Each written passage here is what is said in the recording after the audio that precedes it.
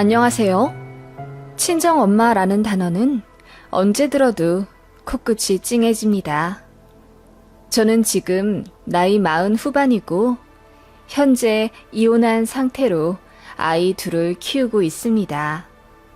사는 건 아무래도 이혼 전과 같지 않지만 애들도 진심으로 행복해하고 저 역시 마음 편하게 살아갈 수 있어 이혼 라이프가 만족스럽습니다. 사회에서 만나는 사람들이 제가 이혼했다는 사실을 알게 되면 이유를 묻곤 하는데요. 그냥 성격 차이라고 둘러댔지만 정확히 말하자면 남편의 이기적인 성격 때문이었습니다.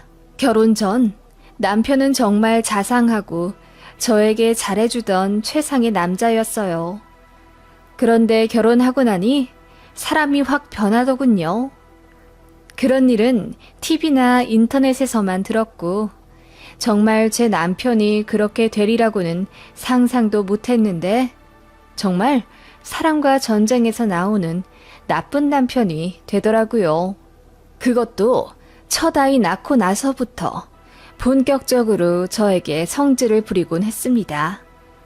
저는 공무원이라 출산과 육아 휴가가 자유로운 편이었기에 아이 임신 막달부터 휴가를 써서 집에 있었는데 남편이 저더러 애 낳자마자 다시 복귀하라고 하더군요.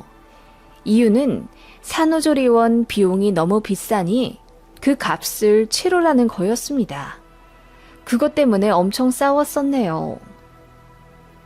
결혼하는데 돈도 많이 들어갔는데 산후조리 비용이 400만 원이나 하네? 거길 굳이 들어가서 조리할 필요 있어?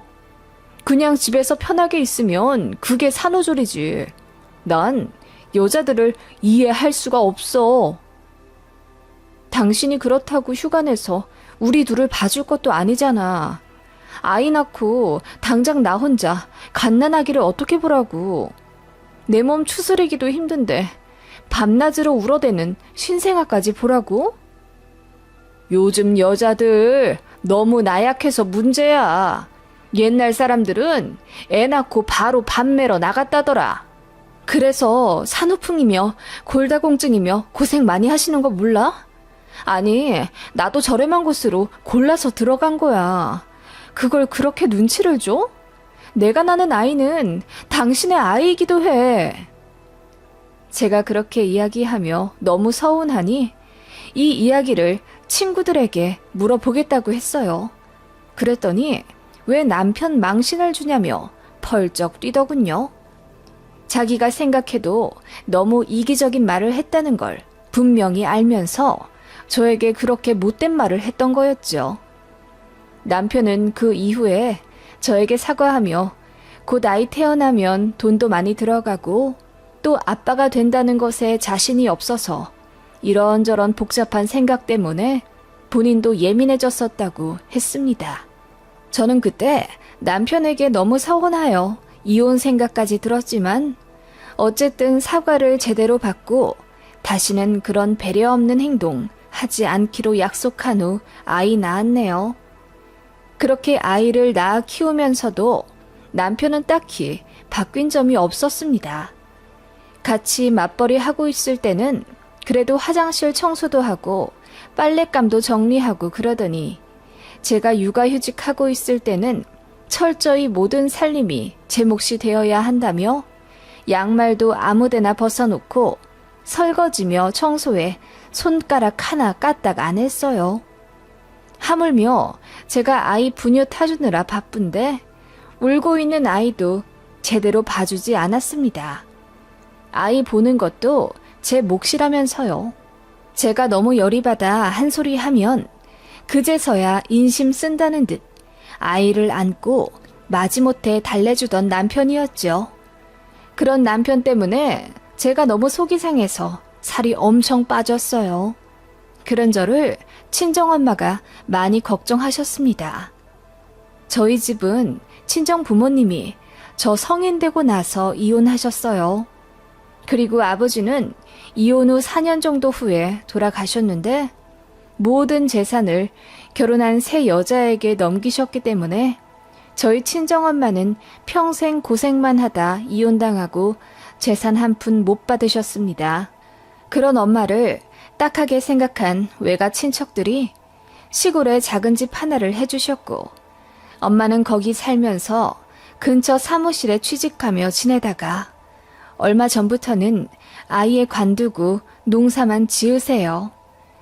고추나 옥수수 같은 걸 심으시다 몇 년 전부터는 근처에 노는 땅을 하나 사서 그곳에 두릅도 시작하셨는데 그게 벌이가 좋으시다 하시더군요. 그래서 1년에 2천만 원 정도는 버시는 것 같고 저랑 제 남동생이 한 달에 10만 원씩 용돈으로 보내드리는데 알뜰살뜰 돈 모아가며 잘 생활하세요. 그런 제 엄마를 저는 늘 자랑스럽게 생각합니다. 제가 공부를 못하든 잘하든 예쁘든 안 예쁘든 늘 사랑해 주시고 용기 주시는 고마운 엄마예요. 바람 피우는 아빠 때문에 속이 상해도 저희 남매 앞에서 단 한 번도 울지 않으셨으며 싸우더라도 꼭 밖에 나가서 싸우셨습니다. 그래서 이혼하신다고 했을 때 많이 놀랐지만 저는 엄마가 얼마나 속 깊은 분인 줄을 알기 때문에 그 결정을 존중해 드렸죠. 제 남편도 그런 저희 집안 사정을 잘 압니다. 연애할 때는 저희 엄마 너무 대단하신 분이라며 나중에 결혼하면 모시고 살자는 말도 했었고요. 결혼 허락 받을 때까지만 해도 납작 엎드리던 남편이었는데 결혼하고 나니 장모님 생신날 전화도 한 통 안 하더군요. 저는 시부모님께 꼬박꼬박 안부 인사 드리려 통화도 하고 시댁에 가게 되면 손 걷어붙이고 잡일도 자처하며 착한 며느리 노릇을 했었는데 남편은 처가에 가면 저희 엄마가 해주시는 음식 먹고 내내 누워 자기만 했습니다. 그런 제 남편을 저희 엄마는 박서방이 일하느라 고생이 많네. 여기까지 운전하느라 힘들기도 했겠지. 뭐라고 하지 말고 잘하고 해. 나야 우리 딸이랑 단둘이 시간 보낼 수 있어서 좋은 거지 뭘. 이라고 하며 눈치 한번 안 주시고 늘 사위가 좋아하는 음식 위주로 요리해서 내어주셨던 저희 엄마입니다. 뭐 그렇게 잘난 남편도 아닙니다. 연봉도 저랑 비슷한 그냥 같은 일 하는 공무원이고 결혼할 때 저보다 3천만 원 더 들고 왔지만 시부모님 노후 준비가 하나도 안 되어 있어서 매월 15일마다 50만 원씩 보냈습니다. 저는 10만 원 보내고요. 그런데 남편은 어느 날부터인가 제가 친정에 보내는 돈조차 아깝다고 생각하는지 장모님 요새 벌이 좋으시지 않으셔? 우리보다 돈 더 버실 것 같은데 굳이 용돈을 드려야 하나? 라고 하더군요. 그래서 제가 열이 받아 당신은 아버지 어머니께 50만 원이나 매월 드리잖아. 내가 10만 원 드리는 거 그게 뭐가 그렇게 아깝다고 눈치를 줘? 라고 했더니 자기 부모님은 몸이 안 좋으셔서 어쩔 수가 없답니다. 저희 친정엄마는 건강하니까 일하실 수 있는 것 아니냐면서요. 남편은 집에 오면 힘들다며 소파와 한 몸이 되어 있고 제가 엄마라는 이유로 자녀 양육까지 저에게 다 떠넘기던 사람입니다. 사실 남편은 욱하는 성질이 있어 애들 가르칠 위인은 못 되더군요. 그리고 혼내는 것만 하지 아이에게 칭찬을 한다거나 보듬어주는 정서적인 양육에 대해 전혀 모르더라고요. 가르쳐도 그건 엄마가 하는 거라며 자기는 손 뗀다고 했습니다. 가사일 역시 제가 육아휴직을 2번이나 내며 집에 오래 있었으니 더 잘하는 사람이 해야 한다며 집에 오면 손 하나 까딱하지 않으려 했습니다. 제가 참다 못해 이것저것 시키고 잔소리하면 애들 앞에서 더 큰 소리를 냈었고요. 그래서 아이들이 불안해하고 스트레스 받아 하니 저도 그 꼴 보기 싫어 그냥 참게 되었고요. 제 친정엄마가 어떻게든 저희 앞에서 부부싸움 안 하려고 했던 그 심정을 이제 알게 되었고 마음속에서 피눈물이 났습니다. 그런 크고 작은 일들로 싸우게 되니 남편에게 점점 정이 떨어지더군요. 정말이지 이혼해도 전혀 상관없을 것 같았습니다. 그래도 아이들과 가끔 나들이 할 때 아빠가 있으니 애들도 좋아하더군요. 어쨌든 아이들에게 아빠는 필요한 존재이니 그냥 참으며 살았습니다. 바보 같지만요. 그렇게 아이들이 어느새 다 초등학생이 되었고 그 힘든 유아기를 워킹맘으로 어떻게든 버티며 저도 공무원 생활을 열심히 해나가고 있었습니다.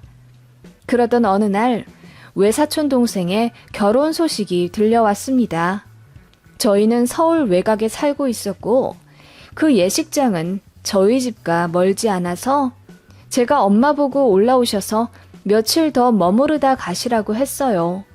친정엄마는 사위 불편할까봐 저희 집에 자주 안 오셨는데 그때는 엄마가 무릎이 안 좋으시기도 해서 서울의 좋은 병원에서 MRI 한번 찍어보려고 일주일 묵다 가시라고 했어요.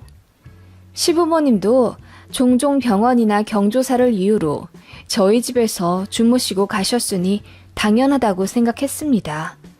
그런데 남편에게 이야기하니 표정이 싹 바뀌더군요.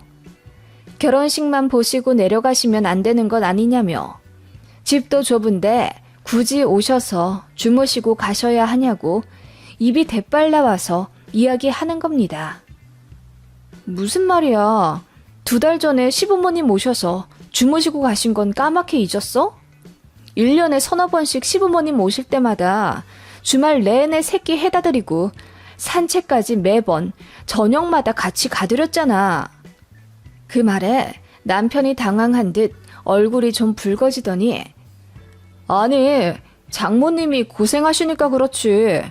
우리 집 오면 당신 힘들다고 요리도 당신이 다 하시고 애들이랑도 놀아주시고 그렇잖아. 내가 죄송해서 그렇다고. 그렇게 죄송하면 당신이 요리해다 드려. 나처럼. 내가 요리를 어떻게 하니? 아무튼 알겠어. 남편은 알겠다곤 했지만 기분 나빠하더라고요. 너무 열받았지만 꼭 참았습니다. 그렇게 엄마가 오신 날 제가 터미널로 마중 나가서 엄마를 모시고 오려고 했는데 그만 아파트 화단에 차를 받고 말았습니다. 그러자 남편이 더 짜증을 내더라고요. 아이씨, 이거 견적 100만 원 넘게 나오겠네. 아, 그러게 왜 모시러 간다고 나서길. 그냥 장모님 보고 택시 타고 오시라고 하면 되잖아. 아니, 애초에 이 복잡한 서울을 뭐 하러 오신다는 거야? 그냥 축의금만 당신 편으로 보내라고 하시면 되지. 뭐라고? 당신 말 다 했어? 차 좀 긁었다고 어떻게 그렇게 이야기할 수가 있어? 아, 나도 짜증나서 그래. 이번 달 돈 나갈 것도 많은데 차까지. 내가 번 돈으로 메꿀게. 됐냐? 저도 화가 나서 쏘아붙였죠. 남편은 계속 기분이 나쁜 듯 보였고 친정 엄마를 만나서도 좀처럼 표정을 풀지 않아서 분위기를 아주 안 좋게 만들었습니다.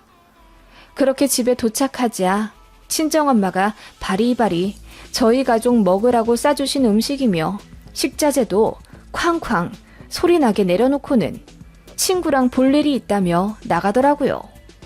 저는 친정엄마에게 좀 싸워서 그런 거라고 둘러대고는 화장실로 가서 펑펑 울었어요. 어찌나 속이 상하던지요. 그리고 그날 제가 친정엄마 주무실 자리를 만들기 위해 아이 방을 치우고 있는데 남편이 그러더군요. 그 침대에서 주무시게 한다고? 너무 작지 않아? 응, 왜? 시부모님처럼 안방 내어드리게? 무슨 안방이야, 냄새배게. 그 말에 저는 순간 눈이 돌아. 냄새? 무슨 냄새? 우리 엄마가 냄새 난다는 거야? 하고 따져 물었어요. 그랬더니 남편이 그런 말 한 적 없다며 오리발 내밀더군요. 그런데 그 다음날 친정엄마가 잠깐 자리 비운 사이에 제 아들에게 아들, 침대에 할머니 냄새 다 배겼는데 괜찮아? 할머니가 시골에서 밭일을 하셔서 그래. 비료 냄새가 좀 있는데 너무 신경 쓰지 마. 라고 하더군요. 제 아들은 할머니가 냄새 난다고? 우리 할머니 좋은 냄새만 나는데? 라고 했고요.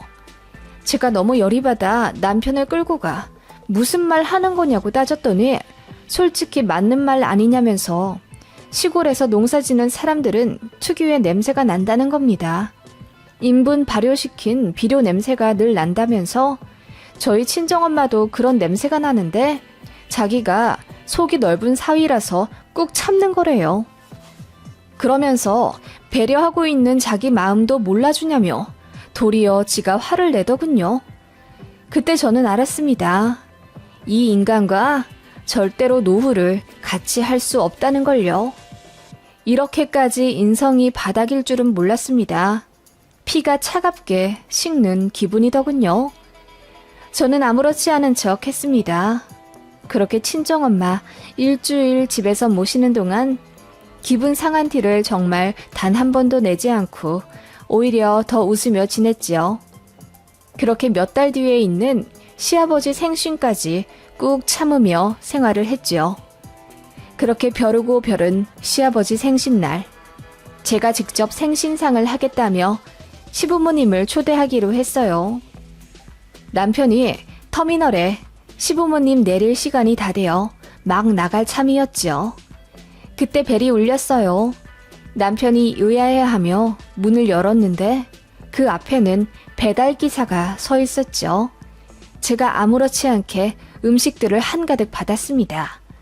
남편이 그게 뭐냐고 묻길래 제가 시부모님 생신에 올릴 족발이랑 피자지 라고 했더니 남편 얼굴이 사색이 되어 생신상 차려드리기로 해서 부모님 오시라고 한 건데 배달 음식을 시키면 어쩌냐고 소리를 지르더군요.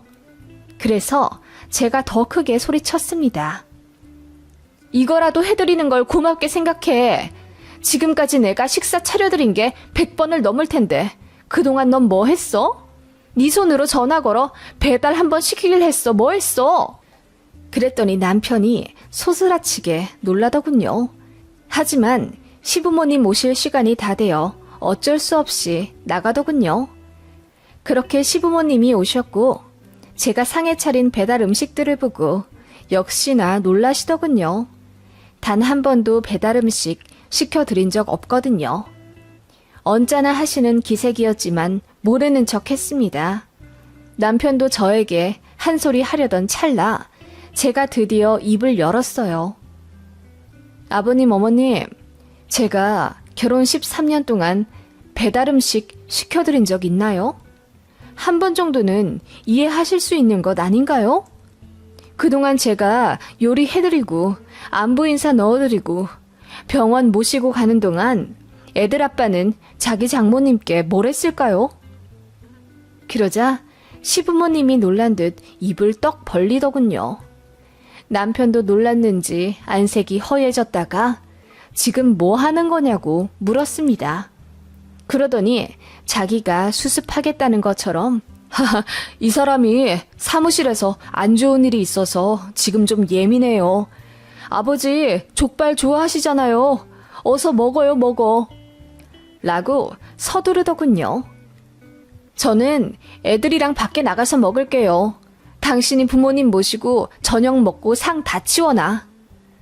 제가 그렇게 이야기하자 남편 얼굴이 터질 듯 빨갛게 달아올랐습니다.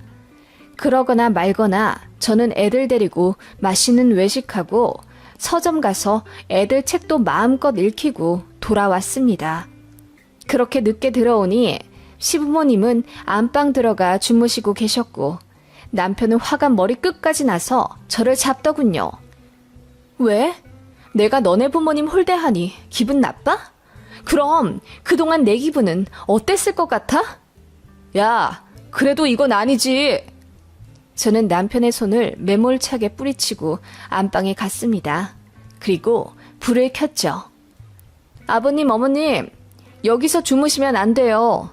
아버님한테 담배 냄새가 얼마나 많이 난다고요. 어머님은 그 싸구려 향수 냄새가 너무 머리 아프게 진동을 해서 여기서 주무시면 안 될 것 같아요. 일어나세요. 거실에 제가 이불 깔아드릴게요. 제가 그렇게 이야기하자 시부모님이 저더러 뭘 잘못 먹었냐며 극대노하셨고 남편은 기절초풍하더군요. 기다릴 것 없이 바로 입을 열었습니다. 저 이혼하겠습니다. 그러자 남편이 눈이 튀어나올 것처럼 놀라더군요. 그러더니 혼자 날뛰고 난리를 치다가 밖으로 나가버렸습니다. 시부모님은 저를 간곡히 붙잡고 대체 뭔 일이길래 사람이 이렇게 180도 변해버렸냐고 물으시더군요. 그래서 제가 그간 있었던 모든 일을 다 말했죠. 남편의 이기적인 성품 때문에 결혼 생활 내내 저 혼자 독박 살림, 독박 육아, 독박 효도한 건 참을 수 있었지만 제 친정엄마를 홀대하는 건 참을 수가 없다고 했습니다. 제 친정엄마를 무시하고 더러운 비료 냄새 난다는 이유로 침대에서 주무시는 것도 눈치 보이게 만든 남편을 용서하고 싶지 않다고 했어요. 그래서 다 끝내겠다고 했더니 시부모님이 대신 사과할 테니 제발 이혼만은 거둬달라 비시더군요. 그때 남편이 들어왔고 아버님이 등짝을 때리며 사과하라고 하시더군요. 저는 그대로 짐 싸들고 나왔습니다. 아이들은 제가 미리 마련해둔 호텔에 있었어요. 어차피 이럴 생각으로 숙소 잡아두고 저 혼자 집에 왔던 것이거든요. 남편이 시부모님께 모든 이야기 듣고 혼도 엄청나게 났는지 저에게 밤새 전화를 하더군요. 안 받았습니다. 문자에 답도 안 했고요. 그리고 그 다음날 저는 출근을 했는데 남편은 휴가 쓰고 제 사무실로 찾아왔더군요. 무릎 꿇고 빌면 봐줄 생각이었는데 오히려 적반하장으로 저더러 미친년, 정신병자 등의 입에 담을 수 없는 욕설을 하더라고요. 그거 전부 저희 사무실 CCTV에 찍혔습니다. 그 영상과 지금까지 있었던 일들을 모두 자료로 정리해서 바로 이혼 전문 변호사를 찾아갔고 바로 소송 들어갔습니다. 그렇게 1년여간의 법적 다툼 끝에 위자료 1,500만 원 받고 양육권 제가 받고 양육비는 매달 70만 원으로 산정받아 재산 분할하여 이혼하게 된 거예요. 남편은 내내 떵떵거리다 나중에는 눈물 콧물 흘리며 비굴하게 빌었습니다. 내가 잘못했어. 이제 알았으니 한 번만 용서해주라. 내가 더 잘할게. 나 좀 살려주라. 그러거나 말거나 내동댕이 쳐버렸죠. 그냥 제가 버렸습니다. 저는 그 사람 없이도 잘만 살 수 있는 슈퍼우먼이 되어버렸네요. 결과적으로 저와 아이들은 오히려 더 행복하게 살지만 전 남편은 반폐인이 되어 산다더군요. 한 달에 한 번 아이들 만날 때마다 더러운 옷에 누추한 몰골로 나오더군요.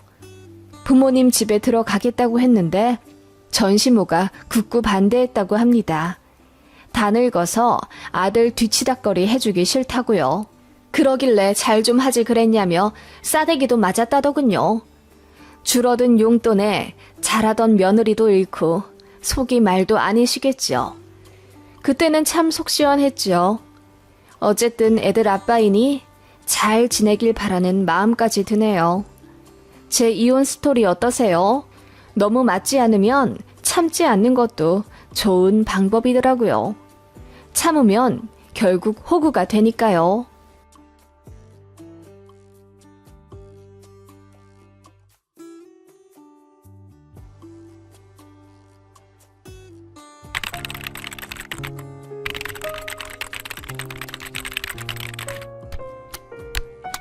안녕하세요.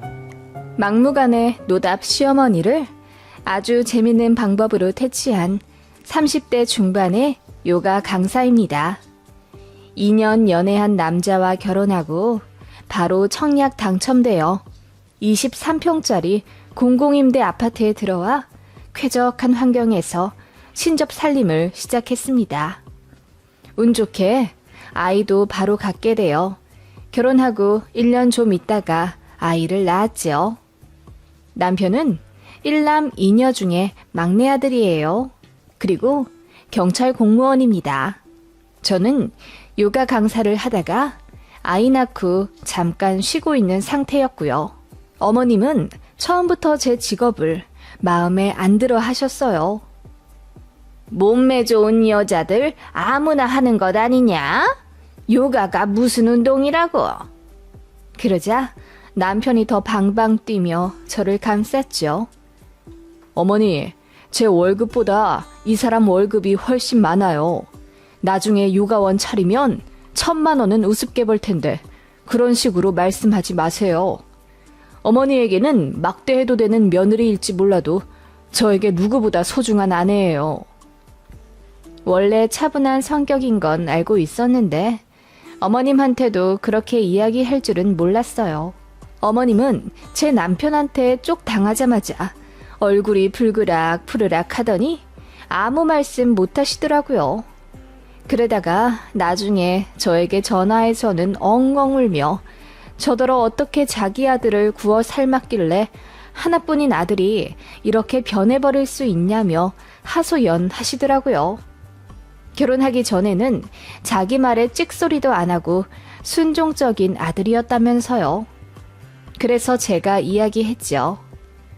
어머님, 그이 변한 거 없어요. 여전히 착하니까 그렇게 이야기하며 제 편 들어준 거죠. 나빴으면 어머님처럼 같이 저를 무시하지 않았을까요?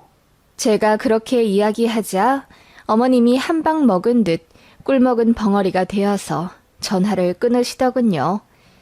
그게 결혼 초창기 일이고 아이 낳기 전인데 그날 이후로는 어머님이 저 못 건드셨어요. 그런데 제가 아이 낳고 일을 관두니까 슬금슬금 또 시짜짓을 하려고 하시더라고요. 게다가 저희가 공공임대 아파트 들어가 살게 되니 새집 구경한다는 핑계로 한 달에 3-4번씩 오셨어요. 그때가 제가 임신했을 때라 요가 강사 일을 쉬고 있었을 때였지요. 집에 있다 보면 갑자기 초인종 놀리는 소리에 소스라치게 놀라 인터폰을 보면 어김없이 어머님이셨어요. 어머님은 저희 신혼집과 차로 30분 거리에 살고 있었는데 운전을 잘하셔서 자주 오셨어요. 그게 그렇게 싫을 수가 없었답니다.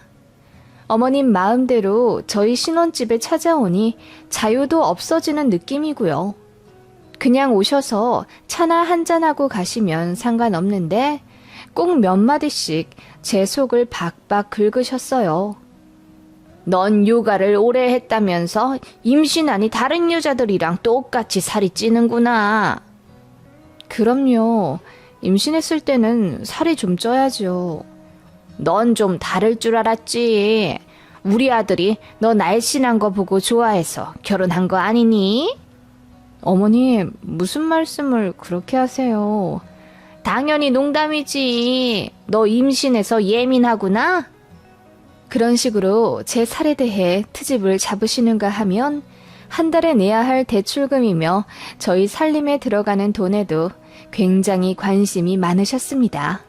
그리고 저보고 남편 잘 만나서 좋은 집에서 호강하며 산다고 비아냥거리셨어요.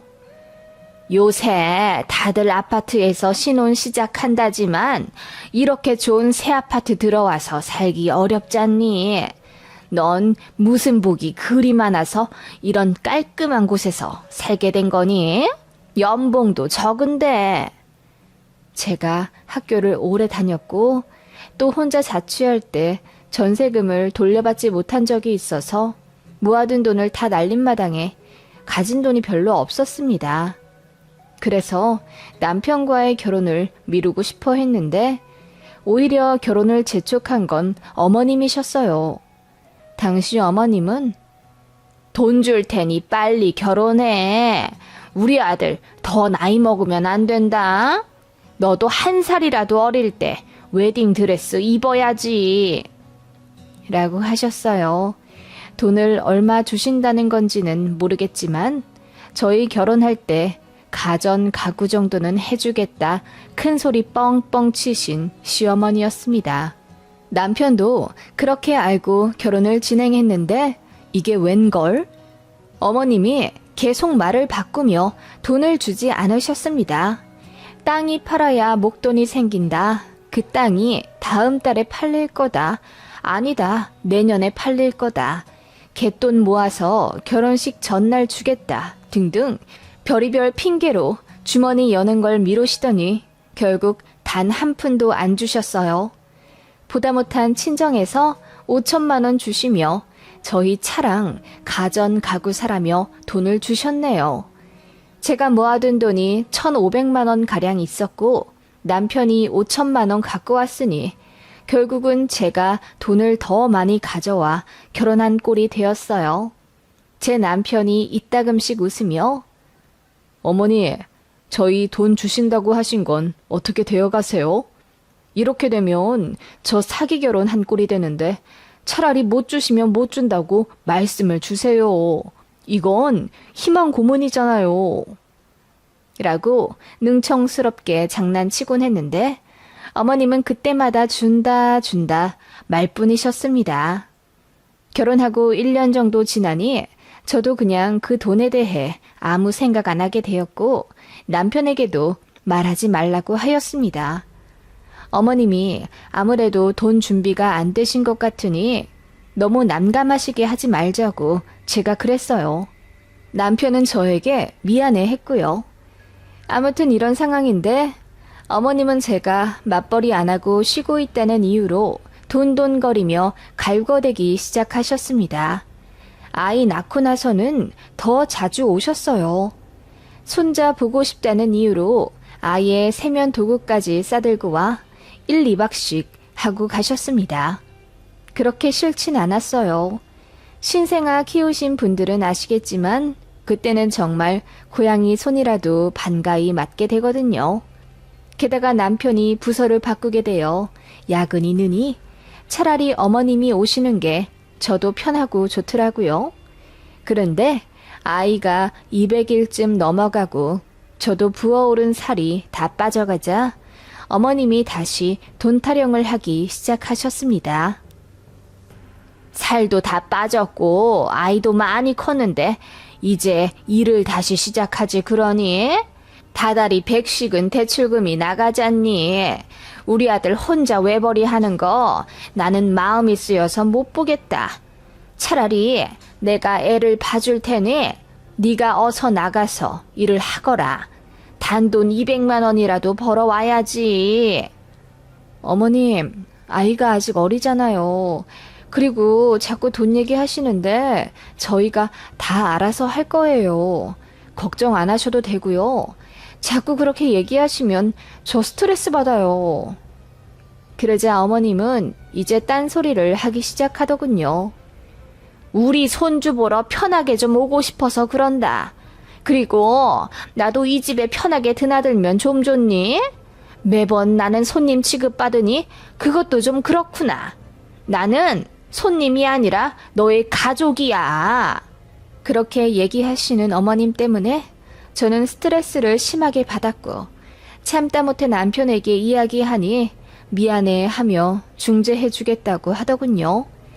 그래서 저 없을 때 어머님한테 전화해서 집에 자주 오지 말라고 했더니 어머님이 전화로 대성통곡하셨다는 겁니다.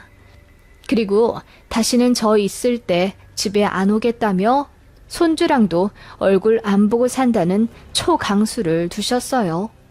저는 어이가 없었죠. 그런 자존심 싸움으로 손주를 안 보고 산다니 어머님이 좀 철이 없게 느껴졌고 정도 떨어졌습니다. 남편도 골치 아파했어요. 결혼하고 나니 아들네한테 집착하는 시어머니가 부담스럽게 느껴진 건지 남편도 많이 힘들어 하더라고요. 그러면서 제 앞에서 자기 엄마 안 좋게 얘기하기는 좀 그런지 밤에 혼자 맥주로 홀짝거리며 고심하는 게 느껴졌습니다. 아버지랑도 통화하는 걸 들었는데 남편이 어머니에게 불만이 많더군요. 그러던 어느 날 어머님이 손주를 못 보고 사니 못 살겠다며 울며 찾아오셨습니다. 그리고는 저에게 당당히 말씀하셨죠. 나 이제 너네 집 편하게 올란다. 비밀번호 알려다오. 네? 어머님, 그건 아이 아빠도 별로 원치 않을 텐데요. 그깟 현관 비밀번호 알려주는 일에 무슨 우리 아들 핑계를 대니? 너는 내가 아직도 남같니? 가족 사이에 집 비밀번호는 좀 알고 지내야지. 저는 무조건 남편이랑 상의해서 알려드린다고 했습니다. 그랬더니 어머님이 콧방귀를 뀌시더군요. 그날 밤 제가 남편에게 이야기했습니다. 여보, 어머님이 집 비밀번호 알려달라고 하셔. 이제 어머님 집처럼 편하게 드나드실 거라는데 난 싫어. 나도 그건 아닌 것 같아. 내가 알아서 할게. 당신이 어떻게 알아서 한다는 거야? 그러자 남편은 꽤 오랫동안 생각을 하더니 저에게 계좌번호를 묻더군요. 계좌번호는 갑자기 왜 물어? 나한테 생각이 다 있으니까 어서 알려줘. 그렇게 남편은 저에게 계좌번호를 받아들고는 현관으로 향했습니다. 그리고 집 비밀번호를 제 계좌번호 앞 6자리로 바꾸더라고요. 그렇게 다음 날이 되었고 어김없이 어머님은 저에게 전화를 걸어 집 비밀번호 아직도 알려줄 수 없냐고 앓는 소리를 하시더군요. 저는 남편이 바꾼 비밀번호 6자리를 알려드렸어요. 그랬더니 좋아하며 이번 주 금요일에 가겠다고 하시고 끊으시더군요. 그렇게 약속의 금요일이 되었고 어머님은 제가 알려드린 번호를 누르고 집에 들어왔습니다. 그러면서 볼멘 소리로 무슨 비밀번호가 6자리나 되니? 좀 짧은 걸로 다시 바꿔서 알려줘. 라고 하시길래 제가 아이 아빠가 바꾸더라고요. 그것도 줄여서 앞 6자리로만 한 거예요. 라고 했죠. 그러자 어머님이 무슨 번호냐며 묻더군요. 저는 남편이 시킨 대로 아이 아빠한테 물어보세요. 라고 했습니다. 어머님은 갑자기 너무나 궁금해졌는지 그 자리에서 제 남편에게 전화를 거시더라고요. 그렇게 통화를 하는가 싶더니 갑자기 얼굴이 새하얗게 질려서는 소리를 고래고래 지르며 싸우다가 끊으셨습니다. 그리고 제 앞에서 얼굴이 새빨개진 채로 아무 말도 못하시다가 그냥 가겠다 하시더군요. 식사하고 가시라고 해도 대꾸 않고 나가시더군요. 그리고는 다시 들어와 저에게 봉투 하나를 내미셨어요. 요 앞에서 급하게 뽑아왔다. 미안했다. 일단 이거라도 바꿔라. 어머님 가시고 나서 열어보니 그 안에는 1,000만 원이 들어있었습니다. 제가 너무 놀라 어머니께 전화드리니 안 받으셨어요. 이상하게 생각되어 남편에게 전화했더니 그럴 줄 알았다면서 아무 걱정 말고 편히 있으라 하더군요. 그날 집에 온 남편에게 자초우지종을 물었습니다. 어머님한테 뭐라고 말씀드렸길래 갑자기 1,000만 원을 주고 나가시는 거야? 우리 집 비밀번호의 비밀을 알려드렸지. 내가 그 번호 와이프 계좌번호라고 했어. 어? 그게 무슨 말이야? 우리 집 비밀번호로 해놓으면 절대 잊어버리실 리가 없잖아. 그러면 주시기로 한 돈 빨리 주지 않으실까 싶어서. 저는 남편 말에 기가 차서 왜 어울리지도 않는 장난을 쳤냐고 다그쳤어요. 그러자 남편이 그러더군요. 어머님이 예전에 주식한다고 집안을 한번 말아먹은 적이 있다더군요. 그때 제 남편이 모아둔 돈도 빌려 가셨대요. 그 돈은 제 남편이 20살 때 학부모에게 욕먹어가며 번 가외 알바비였다고 하네요. 그런데 그 돈을 꿀꺽 하시고는 돌려주지 않으셨대요. 졸업할 때 준다, 취직할 때 준다, 결혼할 때 준다, 계속 말을 바꾸셨는데 그게 오히려 더 상처였다고 합니다. 그러다가 이제 진짜 결혼할 때가 되어 저를 데리고 왔는데 또 돈 준다고 해놓고 말을 바꾸니 남편도 어머님께 정이 떨어진 거죠. 그래서 그렇게 돈 타령을 했다고 합니다. 제 남편이 많이 과묵한 편이고 속이 깊은데 왜 그렇게 어머님께 자꾸 돈 달란 얘기를 하나 이해가 안 갔는데 이제 알겠더라고요. 남편은 전화로 어머님께 키워주신 것은 감사하나 자식 낳고 보니 어머님이 더 이해가 안 간다. 자긴 자기 자식 돈 그렇게 함부로 가져가서 꿀꺽하진 않을 것 같다. 정말 며느리와 아들에게 부모로서 존중받고 싶은 건 맞냐고 따졌답니다. 안 그래도 어머님이 시자짓을 하고 돈으로 치사하게 굴고 그러니까 남편도 쌓인 게 많았던 거죠. 그렇게 어머님은 제 남편의 말을 듣고 너무나 창피해졌는지 그렇게 바로 통장에 있던 돈을 탈탈 털어 저에게 1,000만 원을 주신 겁니다. 현관 비밀번호를 일부러 제 계좌번호로 바꾸었다는 것도 엄청 충격받으신 거죠. 그날 이후로 어머님은 단 한 번도 집에 오지 않으셨어요. 저희가 시댁에 찾아갔고 어머님은 아예 말수가 확 줄어드셨습니다. 그러다가 나중에 제 남편한테 미안하다고 정식으로 사과하셨다고 들었는데 그날 이후로는 분위기가 좀 좋아지긴 했어요. 지금은 아무리 가까이에 살아도 2달에 한 번 정도만 식사하고 명절 때 생신, 어버이날 정도에 뵙는 편이에요. 어머님도 함부로 저희 집에 안 찾아오시고요. 저는 비밀번호를 6자리에서 다시 4자리로 바꾸었답니다. 저희 집 이야기 정말 기가 막히지 않나요? 이 이야기를 친정 부모님께 해드렸더니 제 남편이 무슨 일이 있어도 제 편이 되어줄 좋은 사람 같아서 안심이 된다고 하더군요. 저도 그렇게 생각해요. 자기도 나름대로 참을 만큼 참다가 저를 위해 그렇게 터뜨린 것 같은데 고맙기도 하고요. 어쨌든 결국은 어머님도 정신을 차리셨고 그러면서 관계는 크게 악화되지 않으니 이 정도에서 만족합니다. 얼마 전부터는 아이를 어린이집에 입학시키고 새로운 요가원에서 강사일 하고 있어요. 250만 원 정도 받으며 잠깐 파트타임 형식으로 하고 있는데 아이 많이 키우면 제 요가원을 내어 열심히 일하고 싶습니다. 이야기 들어주셔서 감사해요.